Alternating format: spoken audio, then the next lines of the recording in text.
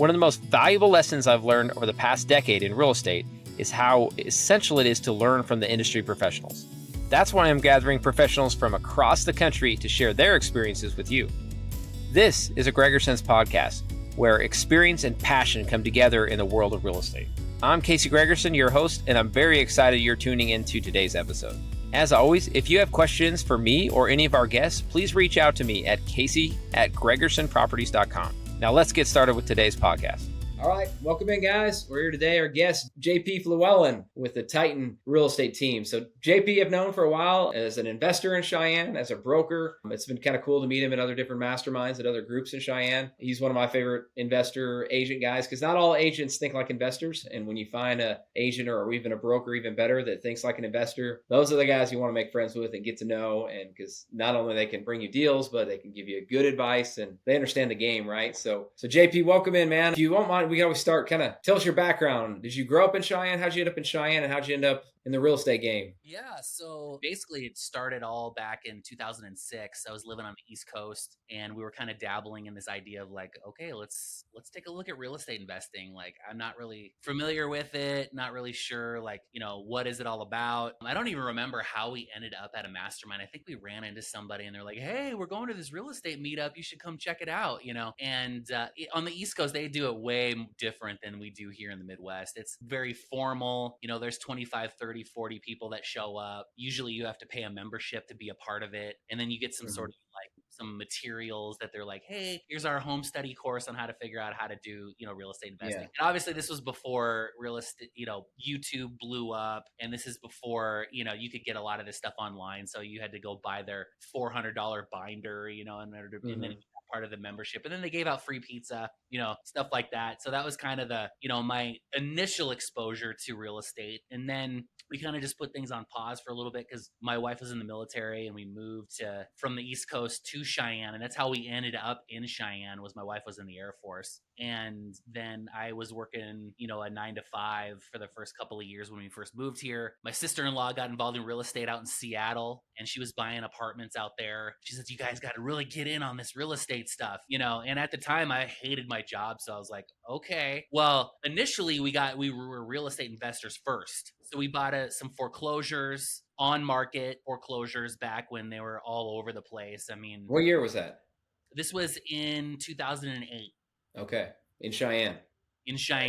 So there was probably 1 out of 10 listings was a foreclosure. So there was lots to choose from. And so we kind of just dabbled in that. And then we bought a tired landlord renovation type property where the guy was like, I just finished the rehab on this house and, we want to just dump it and take that money and get into something else. So at this time, we were buying our first property we bought was only $100,000, sitting on the market. And then the second one we bought was $85,000, for a 2-bed, 1-bath. So these were like really, at the time I didn't know that these were like really, really good deals. Hindsight's always 2020. You're like, man, I should have bought like 100 of these things. Mm-hmm.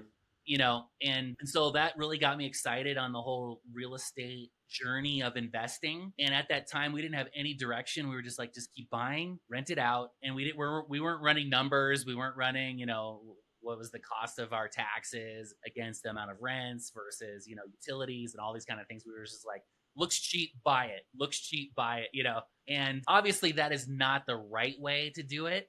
However, it did work out for us in the long run because we were just like, okay, rent versus mortgage payment. Okay, boom, numbers make sense, And, and at that time, we were like creative finance deals. Like we did a fourplex on a listed fourplex. We negotiated an owner carry like with the real estate agent. And of course, yeah, and the real estate agent was like completely clueless on how to do an owner carry. I had no idea how to do it, really. Yeah, dude, it was crazy. So I was like, all right, so here's what I want to do. This house has been on the market for, I think at the time it was probably like 75, 80 days or whatever. And it was a converted house. And, the converted houses are actually really good for like intro to multifamily people that are just kind of like, I don't know, what's real estate investing, get a converted house because usually you can get more rents because but the prices are cheaper because they're kind of goofy. And so people that don't don't understand what it is, you can, kind of not necessarily take advantage of the situation, but you kind of can, because you can, if you run your numbers correctly, you make it work. So yeah, we made an offer on this. I think it was listed at 115 for a fourplex converted house back in the day. And we made an offer of 105.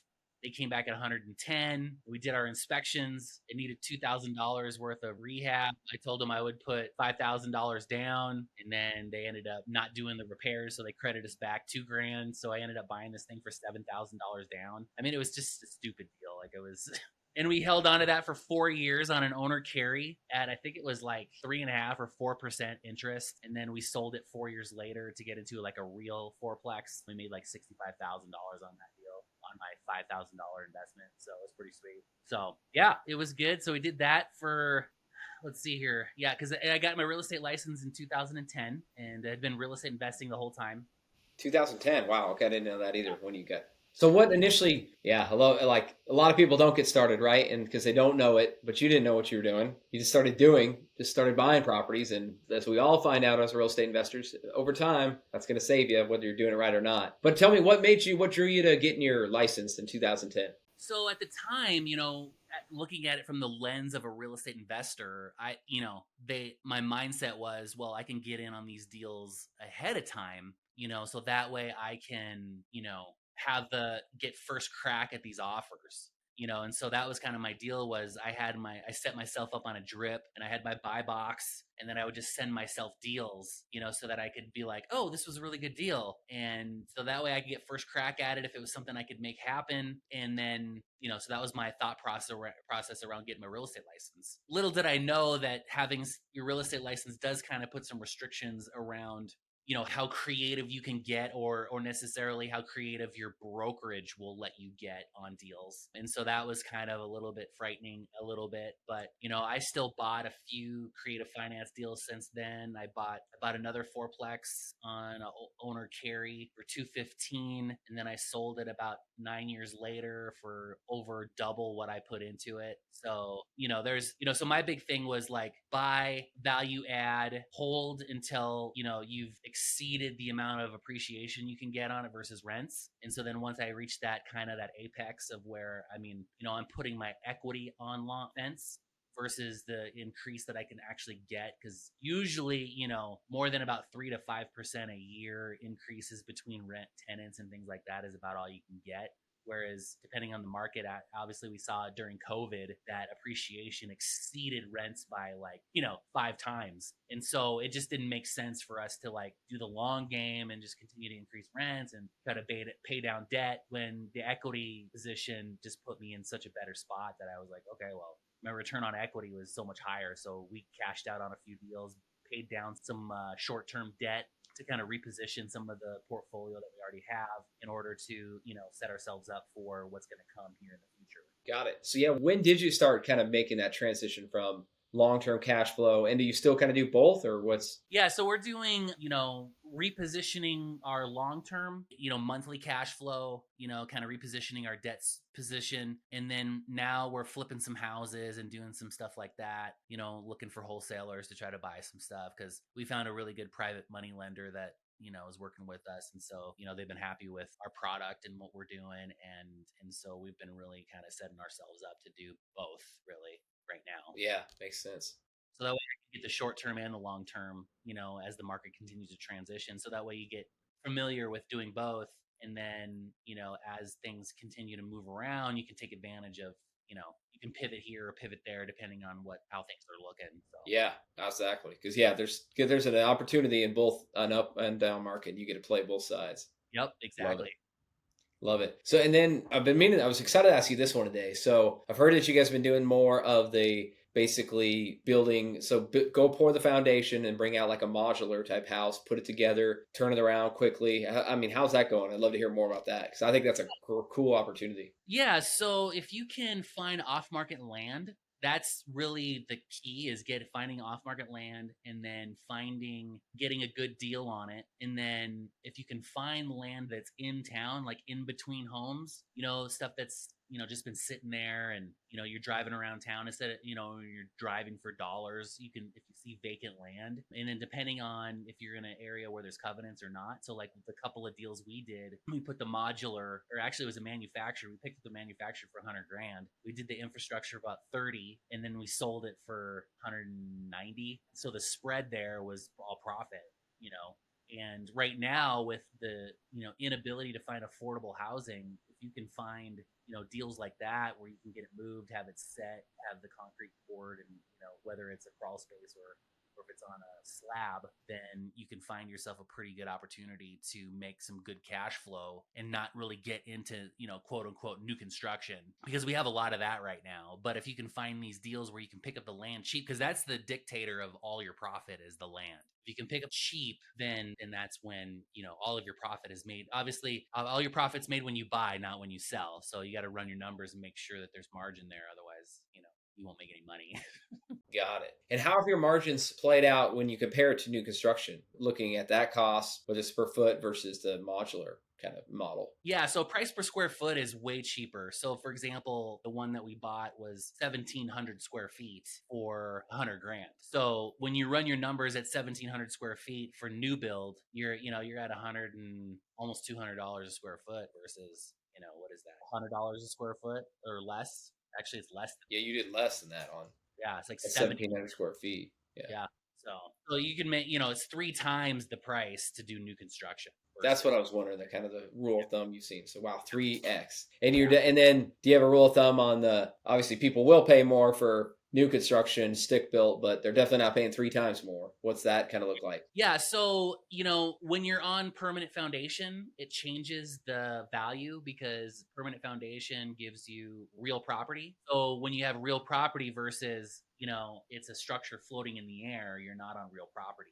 So if it's a rented lot scenario, then typically what we're seeing is, there's not a big demand for that because there's no appreciation really over time. Whereas if you have real property, even if it's a manufactured home, you still get appreciation because you still have the land value plus the structure. So that's the advantage is if you can find the land that's outside of like a park or something along those lines where there's lot rents and things like that, you're going to see. Got it. And let's say that same example of the 1,700 square foot house that you paid $100K for, sounds like it would have been more like 3 times that to new construction. What would the price point though be if it was, again, assuming they're both on foundations, they both get all the financing, modular versus new construction? As far as there's obviously a little bit more demand for stick built, but what's that look like? So that it all depends. Like, so if you're doing new constructions, because I've done both, we bought the land, we did a new build on one, and then we bought the land and we did the modular on the other. We sold the modular a lot faster because at the same price point, you get more square footage. So because I was able to get way more square footage for basically the same price, then the modular was much higher demand because when you're looking at it from the functionality perspective, at the end of the day, the buyer doesn't care as long as they get more for what they pay. Because, the name of the game, right, is getting as much as you can for as little as you can. And that's how you create demand. And that's what happened in this scenario. Well, and the lots were a little bit goofy too. So when we did that new construction project, the lot was a lot smaller. So we had to do a different kind of project on that one. And so we had to go up instead of out. And anytime you can go out, it's just a better feel for the amount of space. So it was just much higher demand for having a ranch style home versus a 2-story. And the 2-story was a new construction versus interesting. Okay. But that makes sense. So you're going to get, if you're going stick built, you can build way more, you can get more square footage out of it, which ultimately leads to more. Yeah. People are going to pay more for that. Yeah. Because you're paying for, and the other part of it too is just traditionally in our own minds, we want, well, it's new construction. It's stick built. It was built by somebody that was there building each part of the house. And in this case, with our new construction, we had to go up. And so it's always more costly to go up than out. And so it ended up burning through our budget pretty quickly. We ended up having to put a sewer line in on that deal. And so it ended up being quite the experiment for sure. If I was going to do it all over again, I definitely do manufactured homes on lots that have no covenants, that have no restrictions on manufactured homes for sure. Interesting. Man, this is good stuff, JP. And how has it been like as far as sourcing the manufactured housing versus like the timeline and how difficult it is to get a hold of that stuff? And I'm told that obviously the timeline's way faster to put it together because it comes ready. But what's Mhm. that look like getting it? Yeah, so you have to order. So we just got lucky when we found the land. We found the manufacturer was actually sitting on the lot, so we were able to just get that sourced right away.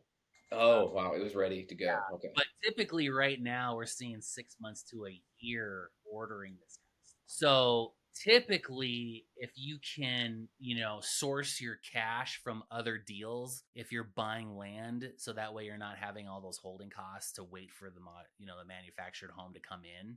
That's a better scenario than, using hard money or something, picking up the piece of land. Now you have holding costs for a year before you can do infrastructure, all this kind of stuff. But in the meantime, if somebody's thinking about doing this kind of stuff, just keep in mind that it's going to take about 3 to 6 months to get the infrastructure put in. And then depending on the engineering, whether you do a crawl space or a slab, what we found was a slab was just as expensive as doing crawl space. And that if you want to get the utilities out of the manufactured home and get them into the crawl space, that way it kind of opens up some more storage and space like that in the manufactured home. It's best to just put in a crawl space and you can put all that stuff down there instead of having it take up space. Then, okay. Makes sense. Got it. But is it, and it was that the timeline more of getting the foundation poured and getting that stuff set up, or is it more of going through the city and the permits and Oh, yeah. utilities? All Or the all all of it? yeah, permitting, it's lining it up, it's coordinating the delivery of the manufactured home to be put onto the foundation, making sure that the specs are correct, so that way when they do lay it on there, that it's not too small. Because if you have, and that becomes an issue.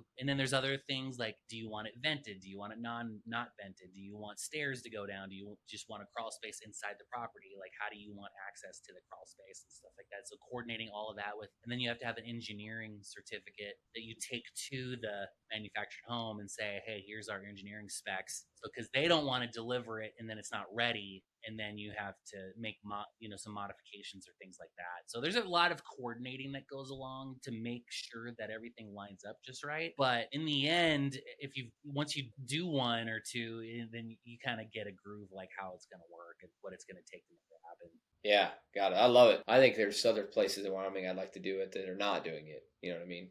Yeah, Or and I mean, if you can find, some smaller towns where you can pick up some land for cheap, and then, they don't have any restrictions on it. I mean, I would love to do a tiny home park, because it's like it's still in the same idea, but it's a little bit more modern looking. You could add some amenities and things like that. I was actually part of a mobile home community where they had a pool and a clubhouse, like all this stuff that came with your lot rents and things like that. So I think those days are coming back, especially the direction we're headed with this weird space where appreciation still continues to rise and interest rates are going up at the same time. Like that's unheard of. yeah, that's my next question. I was just going to dive into that, JP. What are you seeing in the market? I know you're very intimate with the Cheyenne market, but yeah, what are you seeing right now? And then we can kind of segue into what do you see it looking like next year, right? Because last year you probably saw this where things got very slow this time, but they kind of rebounded in January and it was back to normal in the fall, in the spring. But what are you seeing? So, kind of what we've noticed is seasonality is starting to kind of go away. We used to see like big boom in the summer and then, or, starts to ramp up in the spring, boom in the summer, and things are starting to taper off. Well, we're starting to see the seasonality is starting to go away because external factors are really starting to dictate more of the activity rather than just the normal ebb and flow of the market. So, because people are just watching, like, I think people have alerts on their phones, they're just waiting for, interest rates went down by 0.25%. Let's go, So that's probably, more the case than I would say than not. The other thing too is in Cheyenne, we have more inventory, whereas a lot of the national trend right now is that there's less inventory. And so, which is weird because we're seeing, our inventory has increased quite a bit over the last several months. So, I mean, I think right now we have over 400 houses on the market. And during COVID, I think we were averaging around just over 100 or a little bit less. So they were going under contract as fast as they were going on the market. Yes. Okay. Keep going with that. So that's interesting. But it's there. Obviously, things have sat more, and so maybe the builders have kind of caught up and built, maybe not overbuilt, but that's interesting because I would agree. That's a lot of, and especially in Wyoming, a lot of other places, there's the inventory still really low. But what's caused it to flip in Cheyenne? Well, I think part of it was the builders were really cranking out homes during COVID. And part of it was we had a bottleneck of supply. So we had homes that were kind of like ready to be done or to be finished, and they're still waiting on cabinets and waiting on appliances and waiting on some of those external things that were out of their control to finish the builds. And then we had a bottleneck of all of a sudden, now all these houses that are new construction are now finishing up, relatively close to the same time frame. So now we've been flooded with lots of new construction, and some of these builders have 10 or 15 houses, just waiting for the next buyers that are completed, that are walk-in ready to go, that are completed. And one of the challenges with new construction is that, flexibility on price is not as prevalent as just regular resale, because you don't want to, cannibalize the next house that's being finished here in the next 3 to 4 months, because then you're cannibalizing the price, right? Yeah. So I have hard costs in this house. So if I have to fire sale this new construction, now when the next one's completed, well, now I just cannibalize my competition, which I also kind of cannibalize myself, because now I have to figure out a way to now build for cheaper or have less margin on the next home that I put up because of the comparables in the area. Yeah, good point. Versus, if you just dump a remodeled house, you can dump it and it's move on, and it's not going to impact your next flip, really. Right, yeah, because you don't have the entire build process and holding costs on that property. That's super interesting. So what do you think? Because I think there's been a lot of attention on Cheyenne over the last couple of years. It's a great growing market, a great place to get into. All the growth coming from the Front Range, all the benefits of being in Wyoming. But what do you think? It's finally going to level out, and do you think we'll dip, or you think it stabilizes? And what's your crystal ball tell you, JP? So, obviously, if I, could see the future, I wouldn't be in real estate. I would just, That's right. But my prediction is a couple things. The first one is, in the interest rate sector, obviously, if you kind of do some research, all the experts say that real estate rates are going to level off around 5 to 5.5%, somewhere in there, which is then going to create a high demand for homes again. So I think in the future, so there's two things. So if all things were created equal, I would say there's going to be a frenzy that's going to happen when interest rates drop, which again is going to create demand on price, which then is going to raise price again. And so I think we're in danger of a cycle of where inflation's kind of going to be out of control at this point, where interest rates go up, demand still stays relatively level, and then interest rates will drop down, demand goes up again.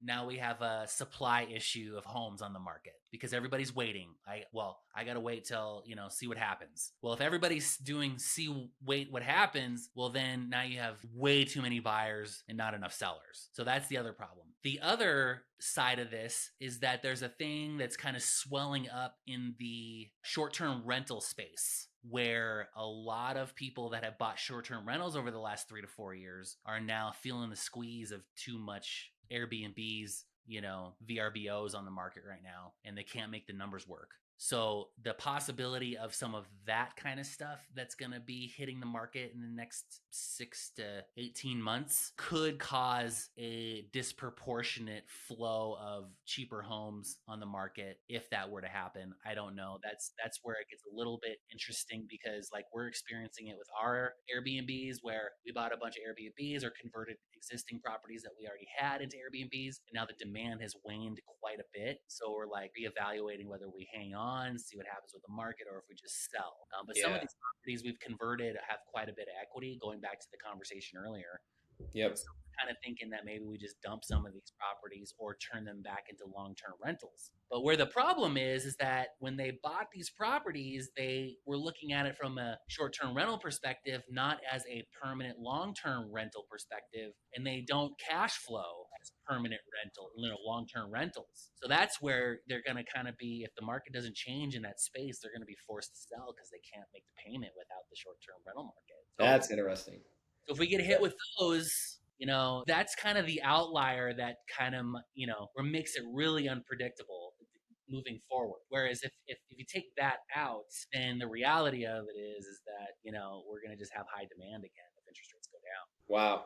And it probably goes back to the builders and that they're not making stuff fast enough, right? And they still, because I'm with you, that's kind of my prediction that when rates drop back down, all this pent up demand comes into the market and it pushes things back up. And we're still so like, we haven't had a chance, and Cheyenne's maybe a little different. We haven't had a chance for inventory to build because of interest rates long enough because there was such a bottleneck before, right? So it seems like it's, I don't know, I like right now because when we're negotiating and talking to sellers, there's not a bunch of buyers lined up anymore, right? And we're the only one talking. And that's why I've been trying to talk to other investors, other people buying now. It's like, get in now because you're the only one talking to them now, but that can flip. Like that could flip next spring. It might flip next spring anyway because the weather's better, or the seasonality you talked about. Then there's an election and they stop jacking up rates and boom, we're back to 2021, 22. Oh, 100%, 100%. And I think just if I was going to look at this from a political standpoint, I think if the next cycle, which I think, from a crystal ball perspective, 75-25, that we're going to have some kind of conservative president this next cycle, if I was going to guess. And if I was going to also kind of get in the weeds of that, I would say that from an enterprise perspective, I think rates will drop. My prediction is they probably won't drop next year, but they definitely will drop the following year. Because of course you have hey, I'm in office. I didn't know that this is really cool. I'd never been here before. And then you have that whole kind of figure it out for the first few months. And then kind of once the groove starts, unless it's Donald Trump again. But other than that, I think if we were going to, come with somebody that's brand new, I think the first year is going to be a dead year. Like not much is going to happen. Just because, all the advisors are going to be getting involved and saying, hey, this is what we're thinking. This is what we think. Nope, I don't like you. You're out of here. I got to hire somebody else, and all these people are going to get appointed to some of these roles and things like that. So I think that's going to have some impact on people's decisions. But I think we have a good 8 months, I think, from now until middle of next year, where if you're in the investment space and you're not out there hustling and door knocking and calling and, getting your marketing in place to try to get a hold of some of these people, now's a great time to really have some good conversations about how, whether you can get creative or, you can, solve people's problems and then, see how it can be a win-win for everybody in all the scenarios, because there's going to be some deals available and you just got to, hedge your bets and just get after it and try to make things happen. Love it, man. Good perspective. Cool, JP. Well, let me ask you this one. So I'm curious, because we have conversations because I brought this up when I first introduced you, right? You were an investor first, became an agent, right? So you understand the game. How do you kind of reconcile this or work with other agents? Because obviously the struggle always is, as an investor, you kind of have a different set of, you approach things different than an agent, right? So what would you kind of say to agents that maybe don't quite understand the investing game, or maybe whether that's creative finance, whether that's wholesaling, or just other ways of selling house in the traditional way, and how everyone kind of works together and coexist? Any thoughts on? That's a loaded question. So I guess the biggest thing is looking at, first of all, you got to establish your buy box if you're going to remain as an investor. And then I also think the other part of it is then establishing relationships with other realtors. If you're a realtor, you're an investor, establishing those other relationships and say, hey, I'm a cash buyer. If you have listings that you think will go quickly, let's just skip the formalities and just call me and see if it's a deal that I'm looking at and see if it works for your seller, rather than going through all the rigmarole of listing it and showing it and doing all this stuff. Yeah. Because a lot of times there's enough space in the deal to not only get a commission as a realtor, but then you pick up a real estate deal. The other agent's happy because they're getting paid. Their seller's ecstatic because they didn't have to dink around with, having to do all these showings and then, negotiate. And especially now with the amount of closing costs that people are paying right now is insane. I mean, I just saw I had a gal ask me for $16,000 in closing costs. That's not including commissions on both sides. That's in addition to, and that's not including repairs. So at the end of the day, it was like a $30,000 bundle that the seller would have to pony up in a listed property, when in fact they probably could have sold it before they hit the market without having to pay any of that stuff, and then had an additional, $15K in their pocket. Wow. That's a really good point you bring up. Yeah. It's just if you can find the match and match the right people together. Yeah. And sometimes real estate agents are willing to, if I'm the investor and I'm an agent, sometimes depending on how the deal looks, I might forego my commission to negotiate a better deal on the house. Yep. So then they get a buyer, they're only paying one side of the commission. And then the deal works for me because, I'm looking at it from a different lens than somebody else might be. Got it. I love it.